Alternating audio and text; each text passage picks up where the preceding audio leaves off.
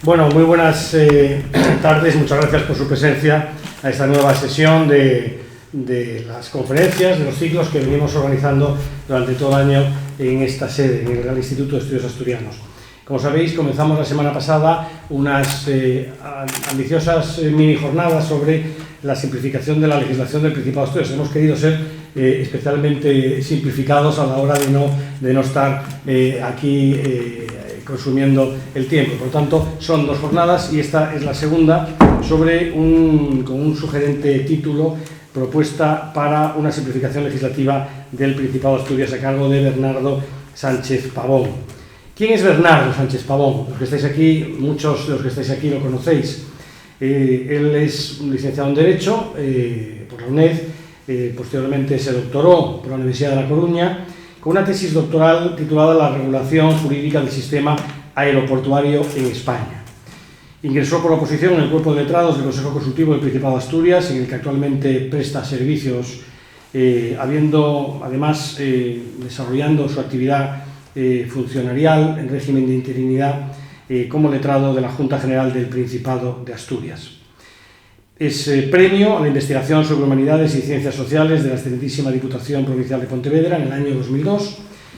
Su trabajo premiado, en colaboración con otros autores, se titulaba Prospectiva Jurídica y Económica acerca del ferrocarril en Galicia, oportunidades para una política autonómica del transporte ferroviario. Fíjense qué tema tan sugerente para nuestra situación actual en la comunidad autónoma asturiana. También ha tenido dos accésits del prestigioso premio del Centro de Estudios Financieros de Madrid por sendos trabajos de investigación sobre derecho administrativo en el año 2004 y 2007. Entre los años 2008 y 2011 colaboró en el área de infraestructura y transporte de la Comisión Económica para América Latina, Naciones Unidas, en materia de redes de infraestructura de transporte, y parte de esa colaboración fue publicada en un trabajo titulado Sistemas Aeroportuarios, Servicio Público e Iniciativa Privada por la propia Naciones Unidas, por la propia Comisión Económica para América Latina, la conocida como CEPAL. Eso se publicó en Santiago de Chile. Es autor de 6 monografías y 18 artículos doctrinales publicados en diversas revistas científicas, habiendo participado también en 15 obras colectivas vinculadas al derecho, a los ámbitos de derecho y la economía. Entre las instituciones académicas y profesionales en las que ha formado parte, se hallan, aparte del Instituto Iberoamericano de Derecho Aeronáutico y del Espacio y de Aviación Comercial, la European Regional Science Association, la Asociación Española de Ciencia Regional, y la Asociación Española de Letrados de Parlamentos. Entre sus artículos más recientes podemos citar uno sobre cuantificación y seguimiento de la inflación normativa, que es uno de los temas de los que hoy nos va aquí a hablar, enseñanzas a extraer de la experiencia francesa. También ha publicado, este ha sido precisamente del año 23, también ha publicado el pasado año La ordenación del territorio como función pública y el alcance de su conceptuación, en una revista de la Universidad de Vigo, y entre las últimas publicaciones, una del año 2019 sobre la evaluación normativa ex post, otra de las materias que también aquí nos ocupan en estas jornadas, el procedimiento de elaboración de reglamentos y los órganos consultivos, que lo hizo en colaboración. Y entre las obras colectivas en las que ha participado, el pasado año también, hemos de citar Planificación para el Desarrollo, Organización Territorial y Sector Público, en un libro que recoge las actas de las jornadas de las políticas de desarrollo regional, del desarrollismo a la consolidación de la consolidación democrática. Es una obra dirigida o editada por José Antonio Díaz Fernández y Julio Prada Rodríguez. Como es habitual en esta casa, al término de la intervención del ponente de hoy, se comenzará un turno de intervenciones, de cuestiones, de preguntas que los presentes quieran formular a nuestro ponente de hoy, al que yo quiero agradecer vivamente su presencia aquí y la respuesta que inmediata nos dio cuando le sugerimos la posibilidad de participar en estas jornadas. Fue una respuesta no solo inmediata, sino también entusiasta, y para nosotros es un honor contar con su contribución, que seguro que será el comienzo de otras actividades que desarrollaremos, ya sea aquí en el Real Instituto de Estudios Asturianos, ya sea en la Real Academia Asturiana de Jurisprudencia, para aprender de su magisterio. Le cedo la palabra. Muchísimas gracias, don Javier. Muchísimas gracias a todos los presentes. Respecto al tema de aprender el magisterio ya sería un poco más prudente. Muchísimas gracias, en todo caso, por comentarlo. Efectivamente, la respuesta fue entusiasta y rápida porque hacía muy poquito que había concluido pues, el artículo que ya ha citado ahora mismo Javier. Es una materia pues, que la había trabajado y entonces tan pronto me invitó, pues me produjo una cierta ilusión el poder centrarlo además en el caso del Principado de Asturias. Incluso después tras la invitación, y procuraré ser breve en la introducción para no llevar más allá del tiempo, pero cuando me comentó el título, me dijo, bueno, ¿qué título podría ser importante? Pues me llevó un poco más de tiempo a lo mejor del que sería debido, pero era precisamente por la cuestión de ceñirlo, orientarlo de alguna manera que fuera básicamente útil. La idea del título es hacer una propuesta personal, porque evidentemente es muy fácil ponerse en el púlpito e ir diciendo lo que hay que hacer, pero un poco fuera de contexto. La situación, el problema que se analiza es bastante complejo, tiene muchísimas ramificaciones y es necesario en todo caso siempre partir de la prudencia. Básicamente lo que he procurado hacer es, abriendo un libro, un compendio de normas, ver mi experiencia, es decir, al ir analizando todas esas normas en el trabajo que he ido desempeñando al lado de muy buenos profesionales, qué dudas me habían surgido, qué cuestiones se podrían modificar de esas normas, y eso es lo que he procurado hacer, volver sobre esas notas, volver sobre esos papeles para mirar dónde se podía trabajar y finalmente hacer una abstracción de todas esas líneas, de todos esos comentarios, puntos concretos, para dar una dirección que podía seguir esta simplificación legislativa en el Principado de Asturias. Muy rápidamente voy a decir pues, que ya a finales de los años 90 García de Interría publicaba un libro muy conocido, Justicia y Seguridad Jurídica en un mundo de leyes desbocadas, y esto ya era en el año 99. Y allí decía pues, que la infracción normativa, la proliferación de leyes medida, la defectuosa técnica legislativa provocaban incertidumbre e inseguridad jurídica. Y además vaticinaba una cosa, decía, es que esto es ya irreversible. Y eso en el año 1999 y además dicho por García de Interría. De entre los autores que se atrevieron a pasarlo a cifras, por ejemplo está Santa María Pastor, que decía que en el periodo que comprende el final del siglo XX y el principio del siglo XXI se habían aprobado a nivel estatal 220 leyes orgánicas, 993 leyes ordinarias, 323 decretos leyes, 44 decretos legislativos, 11.578 reales decretos, 21.293 órdenes y 24.354 disposiciones de diversa índole. Las cifras realmente ya son bastante llamativas. A todo eso habría que sumarle, pues lógicamente, la normativa de comunidades autónomas y entidades locales. Para asomarse también a los últimos tiempos, si nos vamos, por ejemplo, a ver el tema de la COVID-19, y también puede extraerse como consecuencia que se ha afrontado muchísimo recurriendo a lo que es el dictado de nuevas normas, pues el Boletín Oficial del Estado, en sede de sus publicaciones, tiene una de ellas que es COVID, Derecho Europeo y Estatal. Allí constan 212 normas estatales, por un lado. Cierto que con carácter temporal, cierto que muchas de carácter provisional, pero da una idea de la facilidad con la que los poderes públicos recurren al dictado de normas para afrontar situaciones. De todas formas, teniendo en cuenta que es absolutamente, en muchos casos, imprescindible, que es absolutamente recomendable, pero sí es verdad que se tiende a hacer un uso, a veces se podría decir que un poco abusivo de la normativa. Si nos pasamos a lo que es COVID-19, Derecho Autonómico, otra publicación del Boletín Oficial del Estado, hay 628 páginas, solo páginas, en las que se enumeran las normas autonómicas. El volumen también clarifica bastante por dónde van los tiros. En cuanto al Principado de Asturias, se publicó hace poco una edición de la legislación básica que llevan mis excompañeros en la Junta, Blanca Belmonte y Marco Fernández, en el que hacen una nota preliminar y dicen allí, bueno, pues que hay a día de hoy 328 leyes aprobadas, a las que hay que añadir 5 decretos legislativos, señalando que en los últimos 4 años se han aprobado 23 leyes.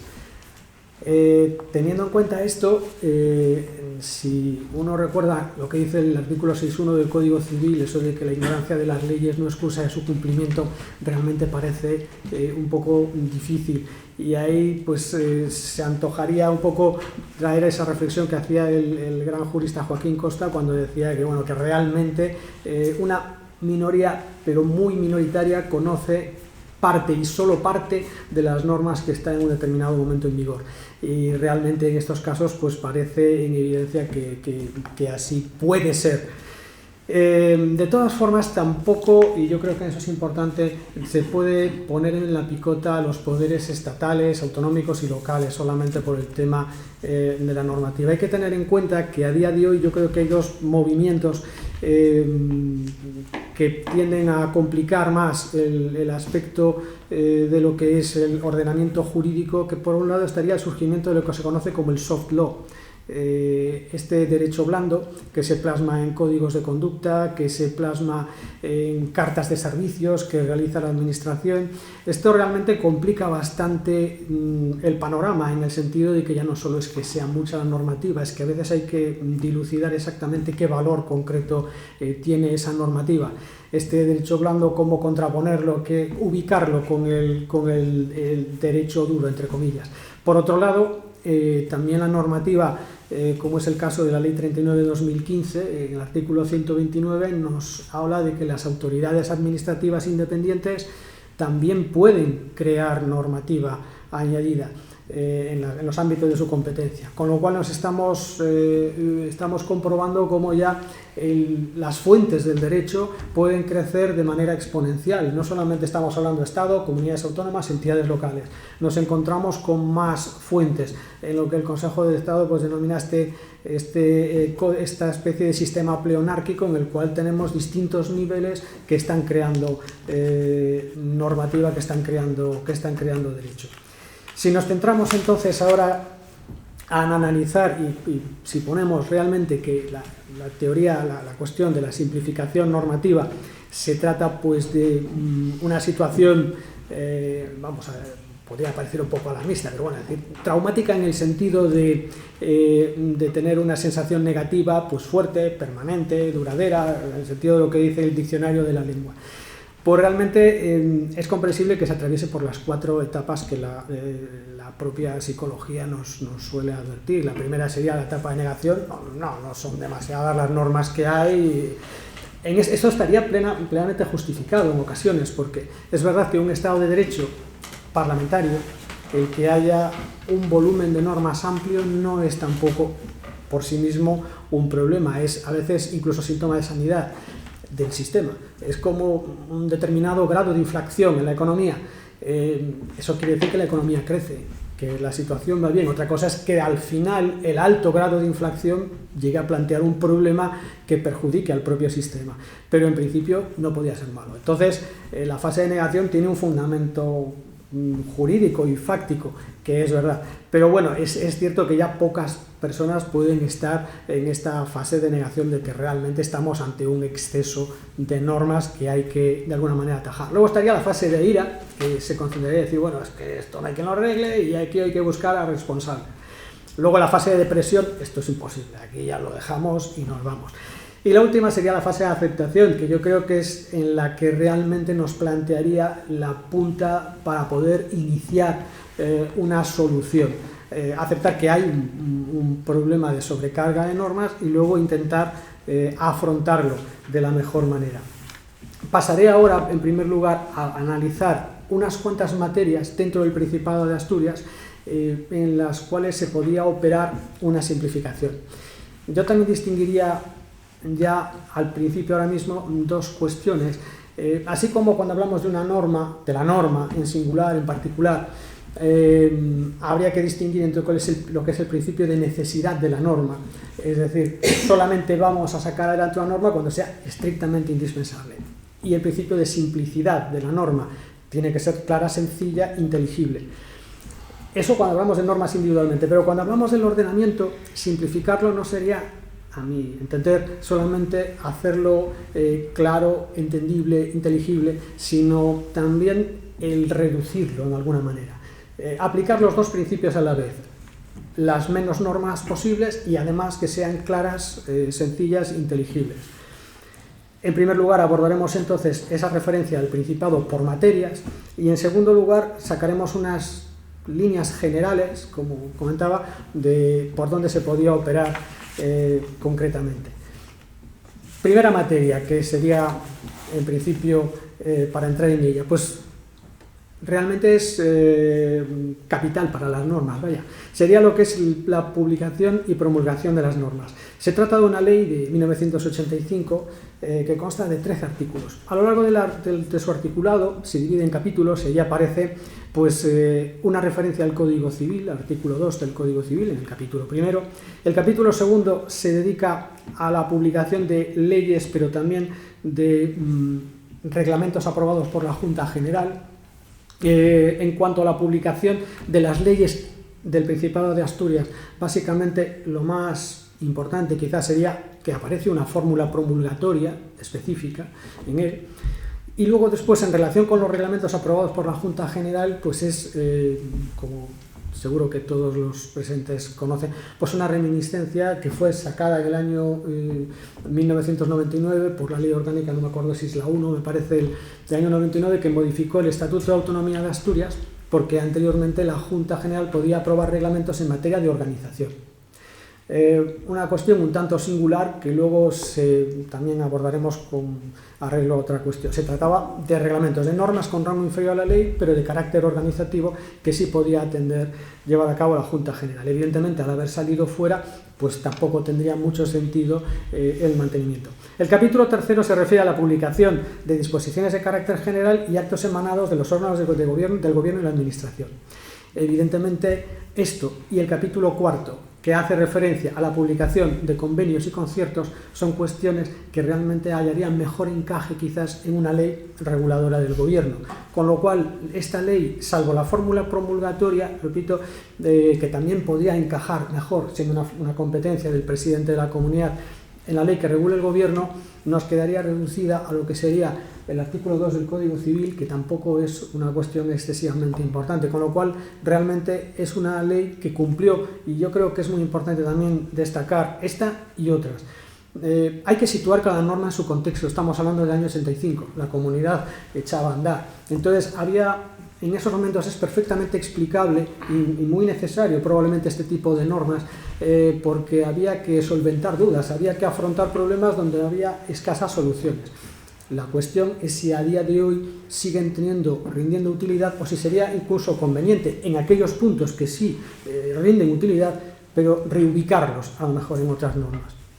De aquí, aprovechando este primer epígrafe dedicado a la publicación y promulgación de las normas, podríamos pasar a la segunda amplia materia, que sería el gobierno y la administración del Principado. Respecto a este punto,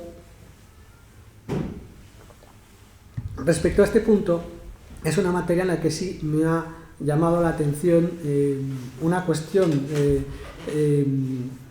Son de las materias en las cuales se podría decir que simplificar no es solamente reducir el número de normas, sino a veces también ordenarlas un poco de manera coherente. A mi entender, uno de los ámbitos en los que sí se podría reordenar un poquito mejor el contenido normativo es precisamente esto, en las relaciones entre gobierno y administración. Es verdad que la línea, la delgada línea roja que divide el gobierno y la administración es muy difusa en algunos casos, y a veces tiene mucho sentido, digamos que es muy explicable que se diera esta circunstancia en Asturias. Lo comentaré después más detenidamente. Pero concretando que efectivamente el gobierno dirige a la administración y ambos en el ejecutivo están superpuestos, pero tienen que funcionar adecuadamente, digamos, a nivel estatal, el ministro en el Consejo de Ministros es gobierno, pero al frente del departamento ministerial es administración también. La línea es delgada, pero sí que existe, y sobre todo yo recordaría esas palabras que decía Garrido Falla, que era indispensable mantener la neutralidad administrativa del gobierno y la neutralidad política de la administración. Y entonces esa diferenciación no es tampoco baladí, y convendría, no digo a lo mejor que lo que vamos a ver ahora cambiarlo, yo más bien diría que analizarlo y ver qué utilidad puede rendir o no. La cuestión sería lo siguiente: si nos vamos a la Ley 8/1991 de organización de la Administración del Principado de Asturias, vemos que hablamos de Ley de Organización de la Administración del Principado. Vemos que los artículos 1 a 6 se dedican, hace referencia al Consejo de Gobierno, a las comisiones delegadas, al presidente y al vicepresidente. En el fondo, se habla de la organización de la administración, pero esto tendría una mejor ubicación incluso si hiciéramos un parangón a nivel estatal, por ejemplo, y estuviéramos poniendo, haría más bien referencia al gobierno. Estamos hablando de gobierno más que de organización de la administración. Decíamos que, por ejemplo, los consejeros tienen una función administrativa importante y también son gobierno, pero sin embargo trazar esa línea sería realmente importante. La cuestión, de todas formas, también tiene un engarce en el Estatuto de Autonomía. Si nos vamos al artículo 32, ahí se dice que el presidente coordina la administración de la comunidad autónoma. Y en el artículo 33 se indica que el Consejo de Gobierno asume la función ejecutiva y la función administrativa. Habla tanto de la ejecutiva como de la administrativa. La redacción esta se compadece bastante mal con, por ejemplo, el artículo 97 de la Constitución, que dice que el gobierno dirige la administración, no ejerce la función administrativa, dirige la administración. Y, por ejemplo, si nos vamos también a la ley del gobierno, la estatal, la 5097, dice que el presidente, en el artículo 2, dice: el presidente tiene la dirección de la acción del gobierno y la coordinación de las funciones de los demás miembros, pero no la coordinación de la administración, la coordinación de las funciones de los demás miembros. Entonces, nos encontramos con que si nos vamos, por ejemplo, también dentro de esta misma ley 8/1991, nos vamos al artículo 1, se señala que el presidente es el órgano superior de la administración del Principado.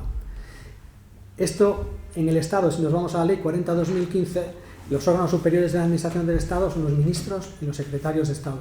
Entonces nos encontramos con que es bastante lógico, por ejemplo, ver cómo en el artículo 7 se reserva a favor del presidente y del Consejo de Gobierno, se reservan, leo literalmente el artículo 7.1, dice que a los consejeros le corresponde la titularidad de las consejerías, correspondiéndole respecto a las mismas las competencias que conforme a la estructura orgánica y funcional de aquella le fueran atribuidas por razón de la materia, y dice: salvo las expresamente reservadas al presidente y al Consejo de Gobierno.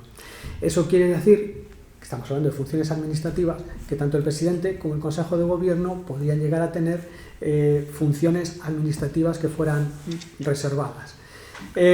Nos encontramos entonces con que la línea que se distingue entre gobierno y administración es un poco difusa. Y ahora, si recordamos lo que comentábamos antes, decíamos que modificado en el año 99 por la Ley Orgánica 1/99, pero que la Junta General podía aprobar reglamentos de organización, eso nos recuerda mucho pues al ámbito de la administración local. Es decir, cuando nos vamos, por ejemplo, a la Diputación o nos vamos, por ejemplo, a los municipios, el gobierno y la administración del municipio corresponden al presidente de la corporación, al alcalde, al presidente de la Diputación. Entonces, en cierta medida, esta línea difusa que se puede ver en las leyes, repito, de la administración reguladora del gobierno, pues es explicable en un contexto de una comunidad uniprovincial. Es decir, en su momento, y además hay que tener en cuenta también que hace poco pues releía también algunos manuales en los que hacían referencia a ese problema que surge con la Constitución española en el título octavo. Primero, no había un consenso como había en otras partes, un consenso tan amplio, por un lado, y por otro lado también, pues bueno, estaba la Constitución del 31 con un Estado un poco más flexible, no necesidad de que todas se constituyeran en territorios. Entonces es verdad que el Estatuto de Autonomía no es, probablemente lo que quiso hacer es establecer una fórmula amplia donde cupieran muchas cuestiones y no olvidar el origen que había previo de la Diputación Provincial. Lo que sí es cierto es que tanto a nivel legislativo un poco como después de profundización nos encontramos con una línea que divide gobierno y administración que está bastante difusa en el Principado. Siguiendo ahora, pero ya con la administración, la Ley 2/1995 sobre el régimen jurídico de la administración del Principado de Asturias tiene una serie de artículos del 15 al 19 que básicamente serían una reproducción de la normativa estatal. Esto es otra de las características que resultaría realmente muy conveniente el corregir, el actuar sobre ellas, que es el evitar que una normativa tenga una mera reproducción de lo que aparece, de lo que son, por ejemplo, a nivel de Estado, parte de procedimiento administrativo común. Con ello se simplificaría, se aminoraría bastante el ámbito de cada una de esas normas. Y sin embargo, hay unos artículos del 32 al 34 que regulan el procedimiento de elaboración de reglamentos que realmente sí era muy importante, entiendo, el profundizar en él para pulirlo, para agilizarlo, sobre todo para repensarlo, porque al margen de esta disposición hay otras muchas que obligan, por ejemplo, a la emisión de determinados informes preceptivos a lo largo del procedimiento de elaboración de reglamentos, que yo creo que son muy interesantes, que sí en el ámbito de menores, que sí en el ámbito de la familia, que sí en el ámbito de la igualdad. Lo que ocurre es que después, a la hora de elaborar los correspondientes reglamentos, por ejemplo, cuando la ley remite a los reglamentos, eran plazos realmente breves. Plazos breves para elaborar reglamentos que, teniendo en cuenta el procedimiento, lo complejo que es, se hace prácticamente muy difícil o imposible de cumplir. Entonces, a lo mejor una agilización de ese procedimiento, repensar todos esos informes y ver incluso la posibilidad no solamente digo de a lo mejor de reducir algunos, sino también de afectar a los plazos, de regularlo con un mayor detalle. Yo creo que sería una cuestión de simplificación del ordenamiento jurídico. El hecho de tener que irse ad extra de una ley para completar, es decir, bueno, qué trámites tiene que seguirse para aprobar un reglamento y tener que estar trabajando con 2, 3 o 4 y estar mirando la normativa, a veces es un poco complejo. Yo creo que simplificaría mucho una regulación mejor del procedimiento de elaboración de reglamentos en esta ley. Visto estas dos materias y cerramos lo de gobierno y administración, hay otra cuestión que sería también abordable, y es que, esta línea, este nuevo apartado, esta materia, diría que serían cuestiones de índole parlamentaria. Hay varias leyes que en el Principado se dedican a regular cuestiones de índole parlamentario. Y me explico primero por una cuestión. Nosotros entenderemos fácilmente que, por ejemplo, las leyes que regulen determinados órganos constitucionales o incluso sectores, por ejemplo, como el audiovisual o que sea, pues en su seno contengan normas que hagan referencia, por ejemplo, pues a las comparecencias que tengan que llegar a hacer en su momento las personas designadas pues para ocupar cargos relevantes en esas organizaciones. Es perfectamente lógico, natural e incluso recomendable. Ahora bien, y segunda consideración, la ley es fuente del derecho parlamentario, eso es absolutamente indudable, lo es. Ahora, yo creo, y ya lo digo desde este momento, es una opinión evidentemente de un humilde servidor nada más, una opinión personal, pero creo que si se depurase la materia que tiene que ser objeto de una ley, realmente podría facilitar bastante la simplificación de estas. Entonces, siendo la ley indiscutiblemente fuente de derecho parlamentario, y podría un Parlamento, a través de una ley, establecer normas que se refieren a su propia organización, indudablemente. Solamente habría un pequeño obstáculo en algún momento, que sería en el caso de los parlamentos bicamerales. Si hay dos cámaras y una prevalece sobre la otra, pensemos a nivel estatal, el Congreso siempre en una tramitación de una ley, si no está de acuerdo con el Senado, siempre prevalece sobre el Senado. Si en esa ley se regula un procedimiento que tenga que seguir, por ejemplo, para comparecencias o lo que sea, se regula por una ley que al final el Senado no está de acuerdo con ella, pero el Congreso acaba imponiéndola por mayoría, pues entonces se daría la paradójica situación que una Cámara en su organización podría estar viéndose afectada por lo que dispone otra. Evidentemente eso podría darse en el Estado, pues sería muy difícil en la práctica, pero sería imposible en una comunidad autónoma porque es unicameral. Entonces, teniendo en cuenta eso, digamos, no hay problema ninguno para que efectivamente por ley se dispongan cuestiones de índole parlamentario. Ahora bien, vuelvo a insistir, intentando depurar lo que es el ámbito propio de la ley, a lo mejor se podía trabajar sobre determinadas normas para que hubiese un traslado de su contenido al ámbito de normas internas de los parlamentos. Me estoy refiriendo, por ejemplo, existe la Ley 4/83 que regula el procedimiento de designación de senadores por el Principado de Asturias, que es muy probablemente, y repito, no es criticable que se tengan leyes y la ley es fuente de derecho parlamentario, pero sí que podría ser objeto de una regulación ad intra por normas, digamos, internas del Parlamento, extramuros de lo que es la propia ley. Otro tanto podría ocurrir, por ejemplo, con la Ley 783 de coordinación de la representación designada a propuesta del Principado de los órganos de administración en empresas públicas de titularidad estatal. Realmente ahí se regula cómo la Junta general puede designar a la participación de miembros en empresas públicas estatales implantadas en Asturias. Eso sí podría, y de hecho es regulado por normas internas del Parlamento, y luego hay una comisión de coordinación entre estos, que se denomina Comisión para la Coordinación de los Representantes del Principado, en el que se coordinan los representantes del Principado de las empresas públicas estatales que designa la Junta con el Gobierno del Principado. Teniendo en cuenta eso, estaríamos hablando de una comisión que bien podría ser regulada por decreto. Y entonces esta norma en sí mismo es otra norma cuyo contenido, insisto por tercera vez, es perfectamente factible, pero sí es verdad que podría ser reducido también. Y luego existe una ley que es la 784 de relaciones entre el Consejo de Gobierno y la Junta General del Principado. No es para nada una singularidad de la Junta General. Existen comunidades autónomas como la gallega que hace exactamente lo mismo. Tiene la ley de la Junta y el presidente regula, por ejemplo, cuestiones como la moción de censura, la cuestión de confianza, pormenorizadamente, amén de otras circunstancias. Por lo tanto, no es ninguna circunstancia particular. Ahora bien, por ejemplo, en el caso del Estado se regula la cuestión bien en los reglamentos concretamente el reglamento del Congreso, moción de censura, cuestión de confianza, reglamento del Congreso, y después lo que sería lo restante, es decir, la parte, pues en la ley del Gobierno, extramuros de la ley del Gobierno.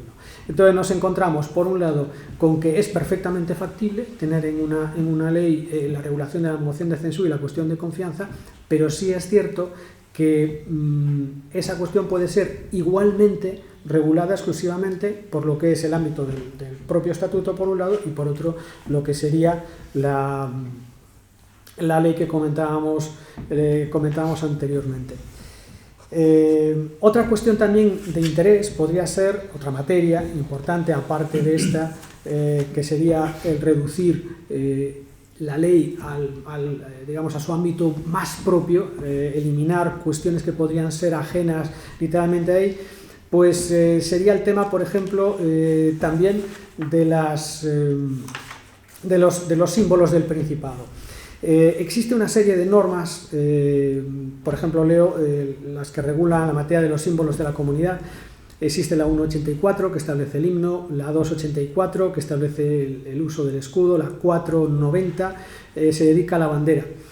Sí que es verdad que en este caso hablaríamos solamente del número, pero no sería desaconsejable simplemente una ley de símbolos que aunara todas estas. incluyendo, por ejemplo, también la 584 del Día de Asturias, que instituye el Día de Asturias. Eso podría ser una norma de símbolos, incluso de identidad de la comunidad autónoma, a la que ya habría otra cuestión, sería el extenderse o no también a poner el contenido de la Ley 2/2018 de la reguladora de los asturianos en el exterior. La siguiente materia podría ser administración local. Allí nos encontramos con la Ley 386 de procedimiento de creación de comarcas, que efectivamente es una ley que no ha tenido aplicación, que hay que tener en cuenta, no obstante, que el Estatuto de Autonomía ya regulaba, y ahí sigue regulando, la posibilidad de las comarcas como un elemento de la organización territorial. Es perfectamente factible, quizás se haya dejado en cartera por si en algún momento, pero bueno, está ahí dentro del ámbito local la Ley de creación de comarcas. Luego existe la Ley 1086, reguladora de la demarcación territorial de los concejos del Principado de Asturias, la 1186 de personalidad jurídica de la parroquia rural y la 1/2000 de la Comisión Asturiana de Administración Local.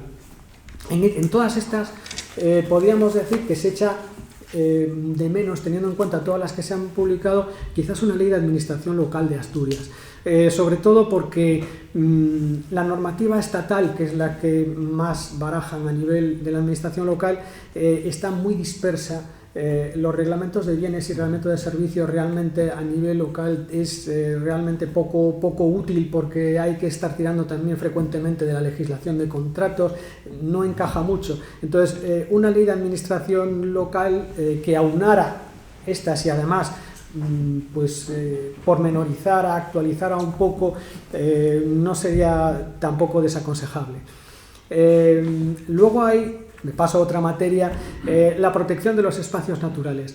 Allí, diciéndolo muy simplemente, está la Ley 591 de protección de espacios naturales, y luego hay pues hasta 6 leyes declarando cada uno de los parques: Somiedo, Redes, Muñellos, Fuentes, Ponga, Subiñas.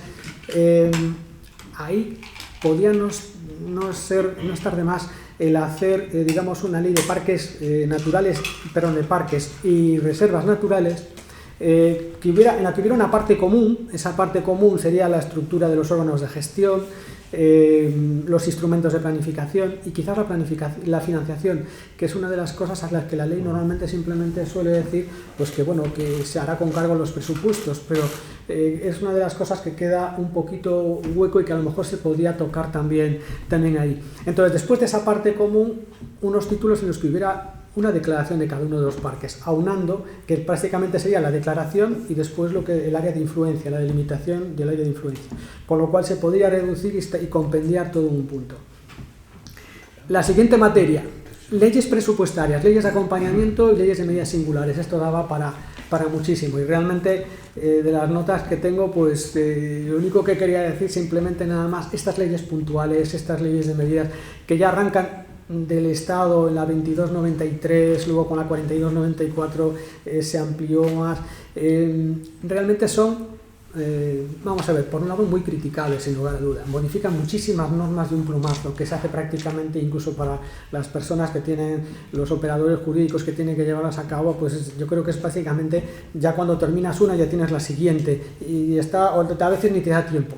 Entonces, son realmente reprochables. Reprochables, tienen realmente muchos inconvenientes. Ahora bien, no cabe duda que también respondieron a una necesidad, que responden a una necesidad. A veces hay que afrontar situaciones rápidas para ajustar, por ejemplo, las de acompañamiento a los presupuestos. Pues para que el presupuesto ruede bien tenemos que hacer una carretera ad hoc, y si no le facilitamos las cosas, pues va a tener problemas. No cabe duda que está justificado, de hecho, si nacieron fue por algo, pero sí que sería más que aconsejable el reducirlo a supuestos realmente muy excepcionales, porque de hecho suelen acabar quedando estas leyes de acompañamiento, retazos de ellas todavía en el ordenamiento jurídico. Yo recuerdo, así en principio, que quedan todavía leyes y que estaban en los anteriores manuales textos de recopilación normativa, todavía figuraban. Y tengo del 98, de 2000, 2001, 2002, 3, 4, 5, 6, 7, 9, 10 y 11. Quedaban trozos de esas leyes en vigor que se seguían manteniendo todavía. Eso causa realmente también un problema para la propia seguridad jurídica, para el conocimiento del derecho que se está haciendo. Y de hecho, a veces estas leyes de medidas singulares, como por ejemplo la 1/2013 de primera reestructuración del sector público y la 8/2014 de segunda, al final acaban quedando como medidas de reestructuración cuando lo que queda vigente de ellas, por ejemplo de la 1/2013, pues podía ser una ley del servicio de emergencias básicamente, que cambiándole incluso el título, pues hasta decía mejor cuál era el contenido. Y la 8 de 2014, pues una ley del sector público audiovisual, y siendo más, digamos, informando más del contenido realmente que se tiene. Cerrando esta materia, abrimos otra, urbanismo. Yo creo que esta es también pues para varias jornadas, no para una. Reduciéndolo mucho, en el caso del urbanismo yo creo que además el ejemplo es el ejemplo más importante para sacar un tema que yo creo que también es vital para la simplificación legislativa, que es lo que me encargó don Javier. No la normativa en general, o sea, fuera los reglamentos, pero la simplificación legislativa. Para simplificar el contenido de las leyes es realmente muy importante, en mi opinión, digamos, depurar la materia reglamentaria, que es lo propio del reglamento. Es decir, en España no existe como en Francia una reserva de materias al reglamento, sino que la ley pueda marcar lo que quiera. Probablemente por ello, y que además es necesario en cierta medida, el legislador tiene esa posibilidad de ampliar hasta donde crea conveniente. Pero sin embargo, esa intención que se ve por parte del legislador de llegar al detalle, llega un momento en el que, en el urbanismo yo creo que es bastante claro, se llega a artículos que son prácticamente propios, con un nivel de detalle que es más bien propio del reglamento. E incluso,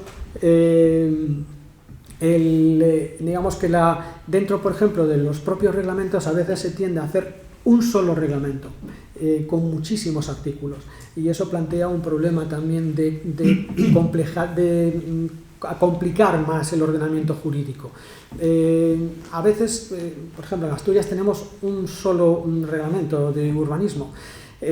Sin embargo, yo, por ejemplo, creo que la opción del Estado en su momento, que ya solamente actúa como normativa supletaria, pero que era de dividirlo en 3 decretos diferentes, uno para la gestión, otro para la planificación y otro para la disciplina urbanística. No es malo, porque a pesar de que estamos hablando de que son 3 normas frente a una, pero simplifica mucho el tratar a veces también materias homogéneas. Bien, sé dónde tengo la gestión, sé dónde está la disciplina, sé dónde está la planificación. Yo creo que la materia reservable a la ley en el ámbito exclusivamente del urbanismo tendría que ser unas cuantas directrices y lo más esencial para los instrumentos de planeamiento, líneas generales de la gestión y después lo mínimo legalmente exigible, claro, de la materia de disciplina urbanística, de infracciones y sanciones, que es irrenunciable, pero podría reducirse bastante.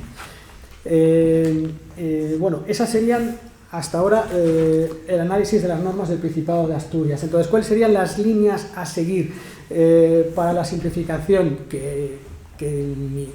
Vuelvo a repetir, es una posición subjetiva, particular, personal, pero todas estas notas, ¿cuáles serían las reflexiones? La primera, simplificar es necesario, pero sobre todo pensar para quién.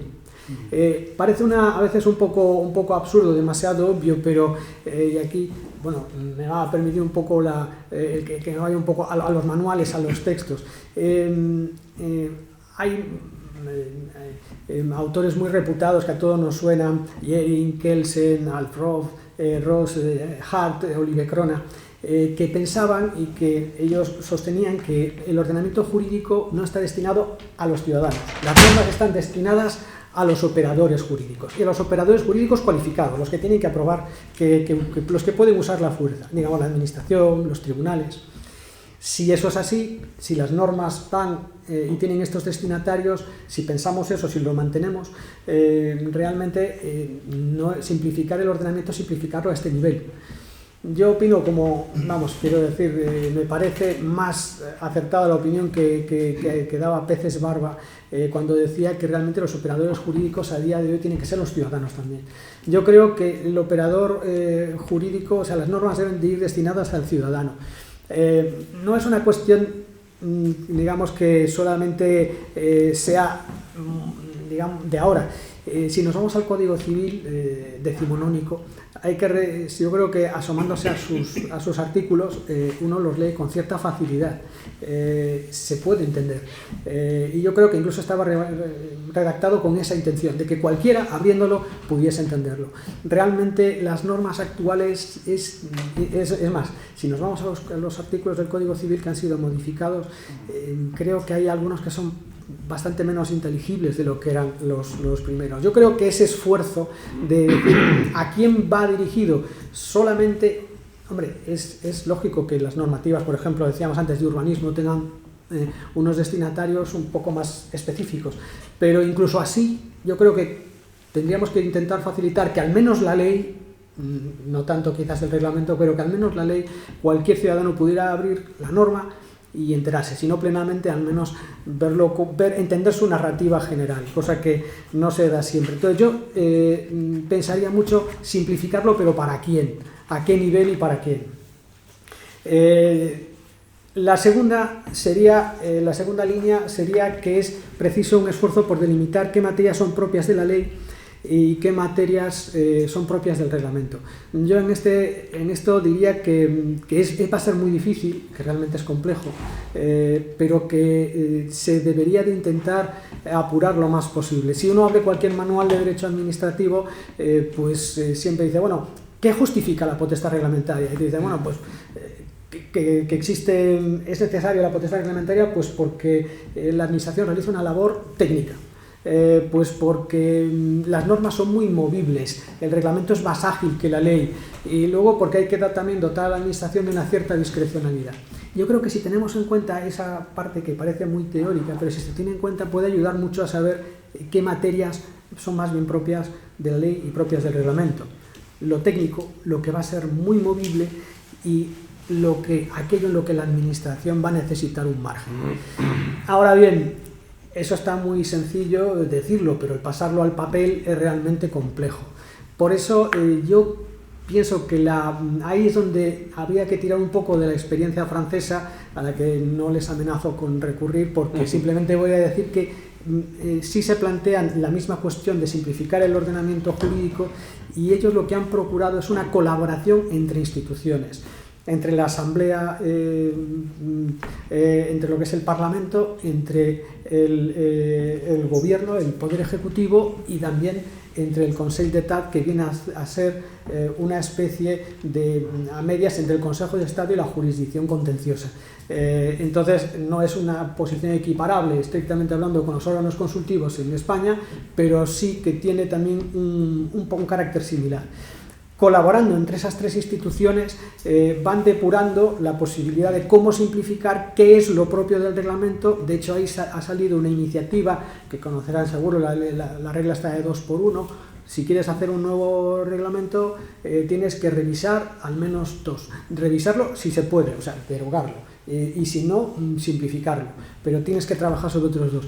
Pues, bueno, es una manera. ¿Cómo se podría en España a día de hoy, o en la comunidad autónoma?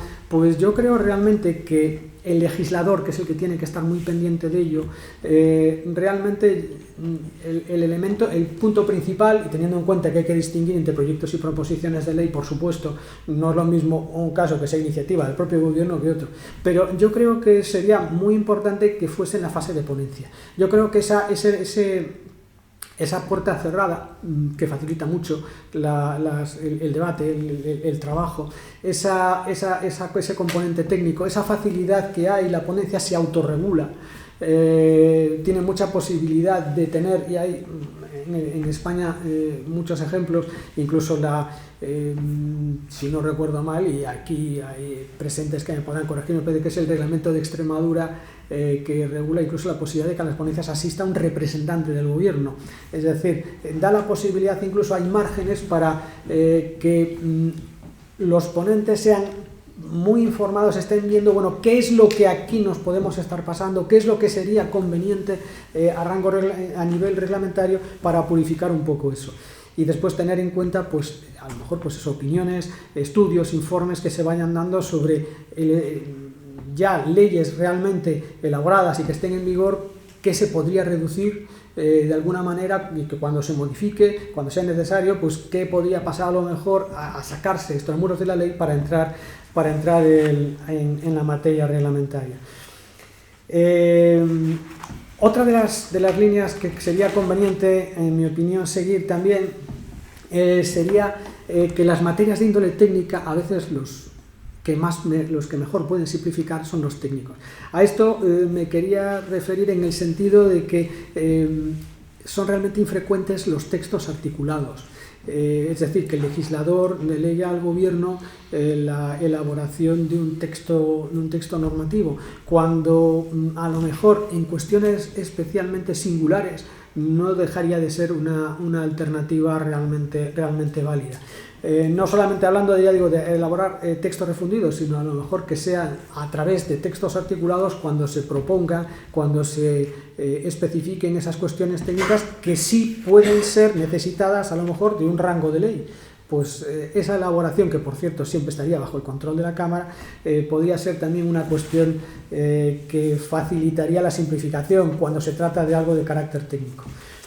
Otra de las líneas a trabajar, entiendo, sería prestar una mayor atención a las cláusulas derogatorias, que prácticamente aparecen de forma muy abstracta y amplia. Quedan derogadas todas las disposiciones que contradigan, y entonces pues eso realmente supone decir poco y dejar toda la labor en manos de los órganos judiciales y de la propia administración. Yo a este respecto diría que en España hay algún ejemplo de lo que se conoce, pues que puede denominar unas cláusulas de derogación expresa. La Ley General Tributaria, en el artículo 9.2, dice que las leyes y los reglamentos que modifiquen normas tributarias contendrán una relación completa de las normas derogadas y además una nueva redacción de las que resulten modificadas. Eso querría decir que solamente se pueden derogar expresamente. En el ordenamiento italiano, en Italia, en el año 2012, la ley número 234, en el artículo 58, instituyó lo que se llama la cláusula de abrogación expresa. Y decía: las disposiciones de la presente ley solo pueden ser modificadas, excepcionadas o derogadas, total o parcialmente, por las posteriores que contengan una expresa indicación de las normas que hayan de modificarse, excepcionarse o derogarse. Esto llegó en Italia y la verdad es que le perdí la pista hace un tiempo, entonces me van a perdonar, pero no les puedo informar de lo que sería la actualidad a día de hoy, en que quedó solamente de una sentencia de la Corte Constitucional en la que lo declaraba constitucional y decía que este tipo de cláusulas son posibles y afectarían a la vigencia de la primera norma. Es decir, la primera norma se mantiene vigente si no es expresamente derogada, pero no, por ejemplo, no afectaría a lo que es la validez de la segunda. Es decir, si la segunda norma que se dictase, derogando la anterior, dijera, pues quedan derogadas todas las normas, pues no quedaría invalidada. Lo que pasa es que no se aplicaría la primera, porque solamente se puede derogar cuando se haga de forma expresa en su contenido, no de forma tácita. Hay que reconocer, yo no conozco, lo cual no quiere decir que no exista en el tribunal algún pronunciamiento en el Tribunal Constitucional al respecto de este tipo de cláusulas, porque tampoco no conozco una aplicación muy directa de las mismas que haya producido conflicto. Pero sí me parece que puede ser una cuestión interesante, aunque es difícil, eso sí, autolimitarse de esta manera a un legislador, que tenemos que tener en cuenta que pasa de una legislatura a otra y que una ley de un ámbito, de una legislatura vincule al siguiente legislador es una cuestión que puede tener puede ser ciertamente algo comprometido. Siguiente línea de actuación sería que la administración debe de colaborar, pero no se puede descargar todo en sus hombros. Aquí pasa tanto a nivel estatal como a nivel del Principado, en la Ley 8/2018 de Transparencia, Buen Gobierno y Grupos de Interés del Principado, como en la Ley 2011 estatal de Economía Sostenible, la 19/2013 de Transparencia Estatal, incluso la 39/2015 de Procedimiento Administrativo Común, todas refieren a la labor de simplificación a las administraciones públicas. Yo recordaría que la Administración tiene por misión el subvenir las necesidades públicas. Tiene unos medios muchas veces muy limitados y la pregunta es, ¿solamente puede realmente la Administración tirar adelante con una labor de simplificación normativa? Incluso la Ley de Transparencia le daba 9 meses, la del Principado, al Gobierno para elaborar un programa de simplificación. ¿Realmente es posible?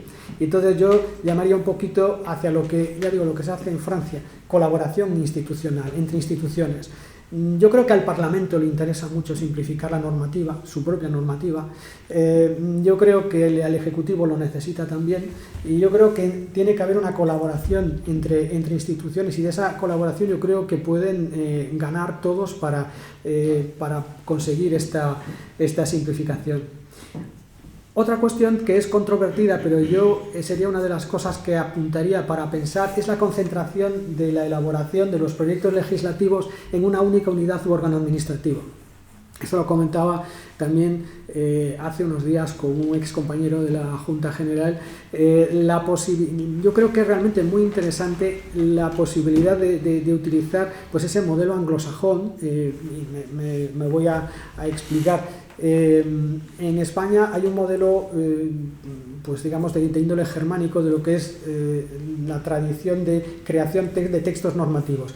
Cada departamento ministerial elabora su proyecto. En cambio, en el sistema británico hay una oficina que está encargada de la elaboración de los proyectos. Un problema que puede plantearse, es decir, a día de hoy con la cantidad de proyectos que hay que hacer, un solo departamento, vas a especializar un solo punto. Bueno, eso es una de las cuestiones.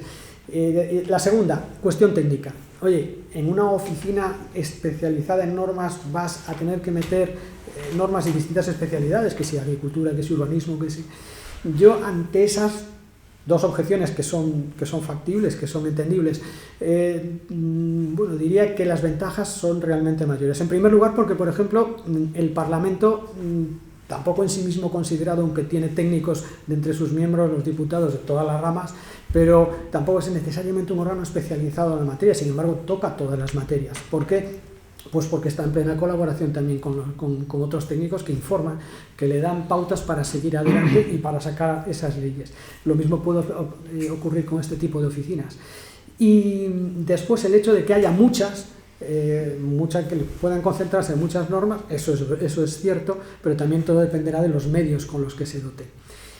Yo creo que el tratamiento en una sola unidad de todos los proyectos tiene la ventaja en que de dar una incluso mayor homogeneidad a lo que es la redacción, la propia redacción y confección de las normas, porque yo creo que ahora básicamente en cualquier comunidad autónoma, incluso a nivel estatal, leyendo una norma a veces incluso ya se puede saber de dónde vino el proyecto, porque por mucha existen directrices de técnica normativa, se ajustan las cuestiones, pero más o menos se acaba apuntando siempre en una misma dirección, con unas mismas, en una misma línea. Entonces yo creo que es interesante también abrir cualquier ley y verla como un diálogo, como una narrativa con cierta continuidad, que lo veas, bueno, son distintas materias, pero es reconocible hasta el mismo tipo de norma. Yo creo que este sería una cuestión también a tener muy en cuenta.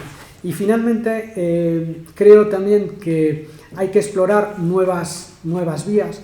Yo aquí recordaría, por ejemplo, el caso de que en el año 2015 en el reglamento del Parlamento de Cataluña se introdujo una figura que era la de los textos consolidados, que el propio Parlamento venía obligado a hacer una consolidación de textos de leyes cuando se fueran modificando y se tratara de leyes de materias pues muy proclives a los cambios, etc.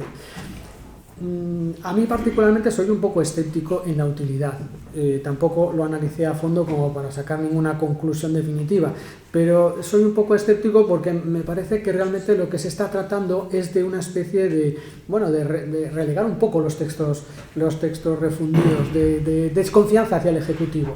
Me parece un poco, digamos que, yo no veo, tal y como se veía al hacer esa reforma, que la figura del decreto legislativo ya esté superada. Pero sí creo que abren una línea interesante, que sería el proponer alternativas, es decir, busquemos alternativas, busquemos soluciones, exploremos a ver si es posible, si esto puede simplificar la normativa.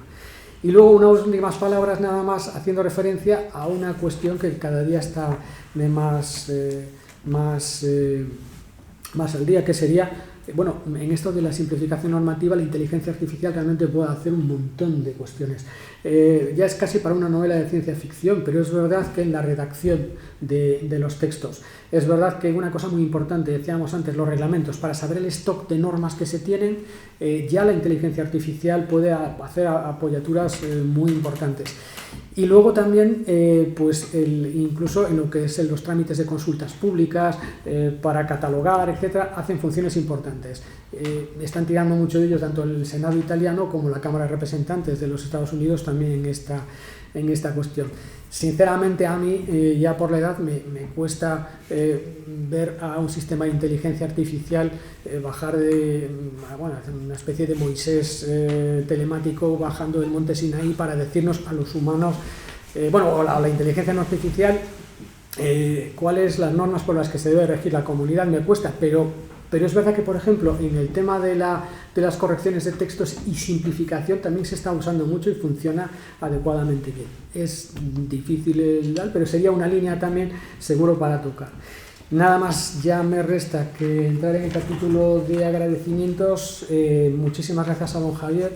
Quería hacer, por cierto, una cuestión de índole personal que me va a permitir don Javier.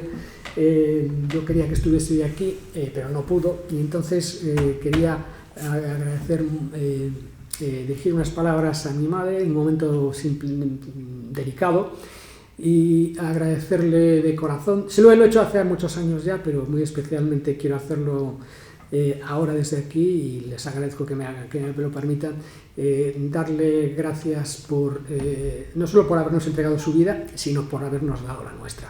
Muchas gracias a ella por eso, a mi mujer Isabel, que tampoco pudo estar hoy aquí, por llenar esa vida de felicidad y de amor. Muchísimas gracias a todos ustedes por haber tenido esta paciencia ya tan grande con este humilde servidor, y que espero no haberles aburrido mucho. Feliz noche. Muchísimas gracias.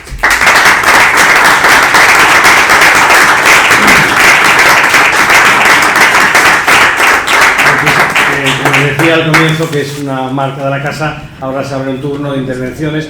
Yo quisiera indicarle que, bueno, todo lo que acá nos ha dicho, que ha sido todo, ha sido mucho y bueno, pues lo ha escuchado el vicepresidente del Parlamento asturiano, sus señorías, en fin, el síndico mayor que está aquí presente, está también Pablo Vaquero, vocal del Consejo Consultivo, el director general de Ordenación del Territorio, en fin, hay el letrado de la Junta General del Principado. Es decir, aquí hay un ramillete de personas, de esa que decía él, de esa élite a la que iban dirigidas las normas. Aquí efectivamente no tenemos a 300 personas, pero sí las personas que están son las personas que tienen que decir. A mí me parecía, yo para abrir el fuego, a mí me pareció muy sugerente, comparto casi con total, casi digo casi, porque hay una cosa en la que no estoy yo de todo de acuerdo, y es el destinatario de la legislación, es decir, que sea un agente activo la ciudadanía sobre esa norma.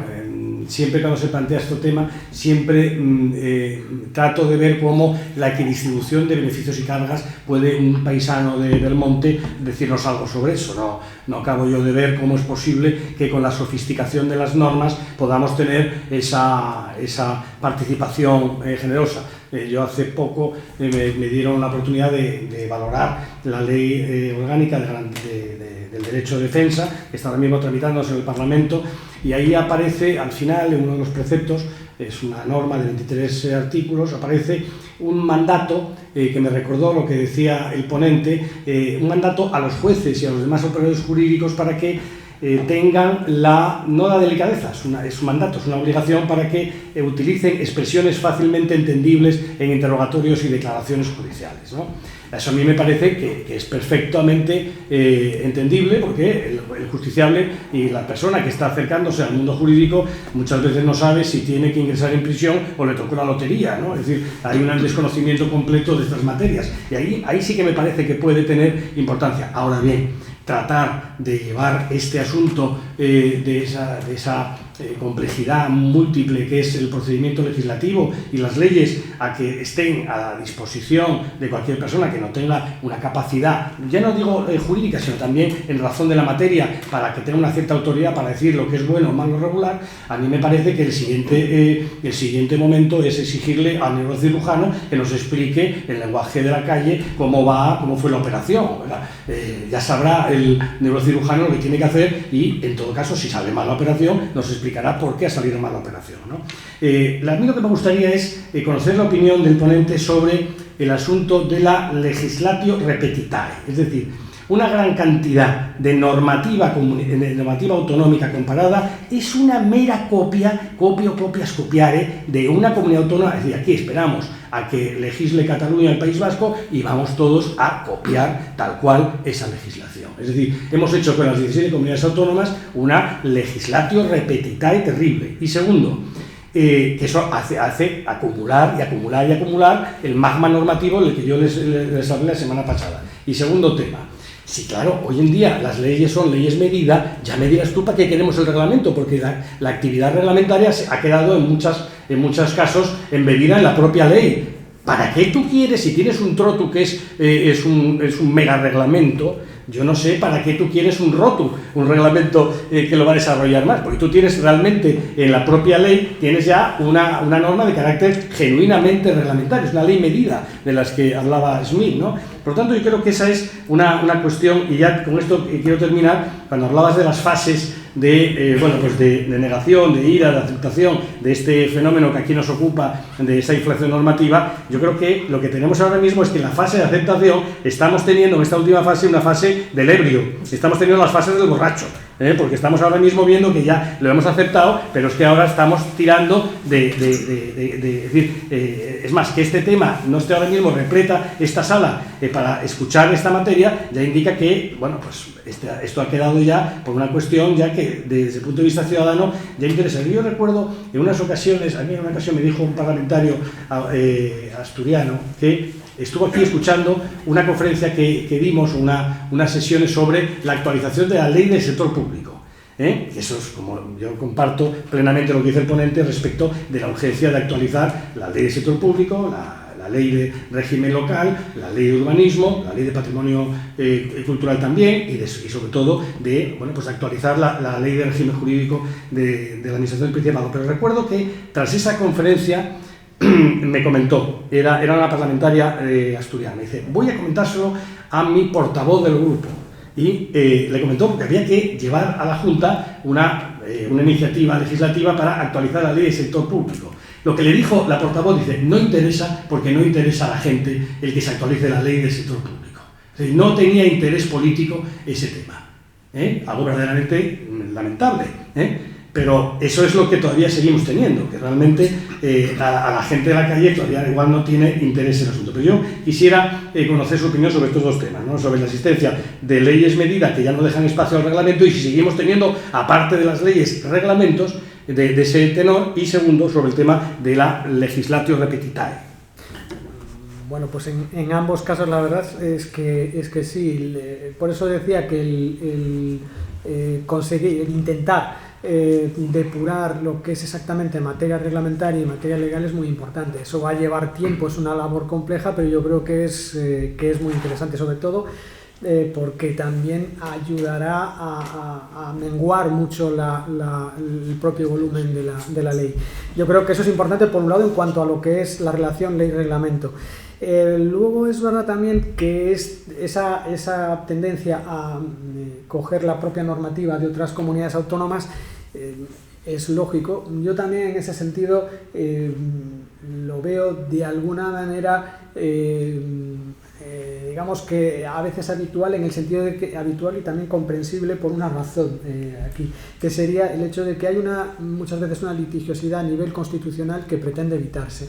Están unos esperando por otros, pues efectivamente, porque a veces hay materias en las cuales es difícil saber cómo va a prosperar algo y entonces se busca lo que ha prosperado en este sentido y se intenta tirar para ahí. Yo sí que le veo un problema, o sea, le veo una explicación, pero también le veo un problema. El problema que hay es que yo, en este sentido, se aprovecha poco para coger las singularidades, adaptarlo a tus necesidades propias. A veces se utilizan también determinadas cuestiones pues como se dice, bueno, pues que mira, aquí resulta el proyecto que me has mandado y tal, pues esto es que aquí hasta lo reproduce con el nombre del municipio. Bueno, vale, pero también es verdad que hay que ponerse, y aquí tenemos pues diputados que también hay que ponerse muchas veces a redactar sobre el papel en blanco y letrados del Parlamento. Aquí ponerse sobre el papel en blanco es muchísimo más difícil que a veces que el criticar el propio texto ya cuando está ahí. Es complejo.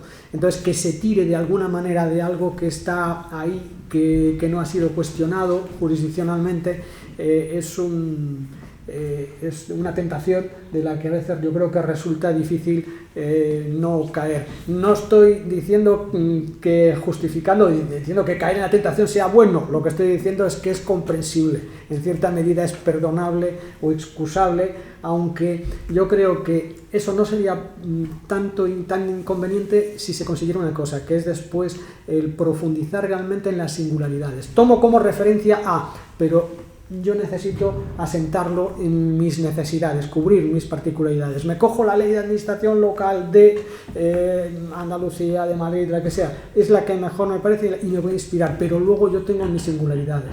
Tengo unas parroquias, por ejemplo, que es un elemento, creo, muy importante ahora que se está hablando de la necesidad de asentamiento en el interior, algo muy propio, muy identitario de la propia comunidad, pues plasmarlo, ir a buscar lo más importante. Ahora, no veo comprensible a veces que se utiliza, aunque evidentemente se pierde en eso, en originalidad si se quiere, pero veo que también tiene una justificación, vaya. ¿Alguna pregunta? Sí. Yo, felicitarles a los dos ponentes de las autoridades que están aquí por este interés que me parece decisivo, porque yo en mi tesis sostengo la teoría que hay una interrelación muy clara entre el ordenamiento jurídico efectivo, el que se aplica, y el desarrollo económico-social. En fin, parece que Asturias se está empobreciendo, digamos, y tenemos que estudiar las razones para que en lugar de empobrecerse se enriquezca.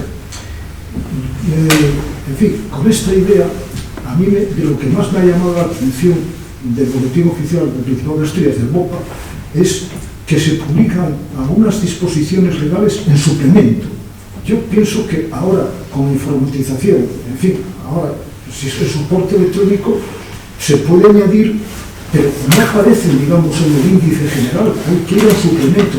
Eso ocurrió muchísimo con el tema del COVID, aparecían de la noche a la mañana y después entraban en vigor al día siguiente. Es decir, yo creo que ese hándicap, es negativo, igual que muchas disposiciones, por ejemplo la ley de presupuestos de este año, que tiene efectos retroactivos, que además modifica varias leyes del Principado. No puedo decir exactamente cuántas son, pero no puedo decírselo. Eso es un aspecto que yo creo que tendría que...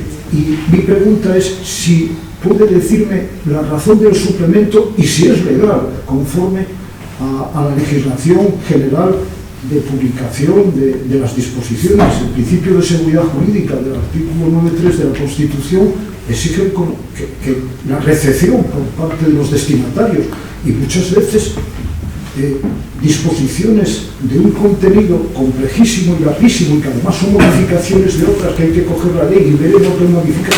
Vamos, no se puede al día siguiente resolver. Don Bernardo. Muy rápidamente, muchísimas gracias por la pregunta. La verdad es que en el caso de la pandemia del COVID-19 no conozco el caso concreto, pero lo que sí ocurrió es que efectivamente, lo comentaba también al principio, se sucedía norma tras norma, se afrontó y también es comprensible.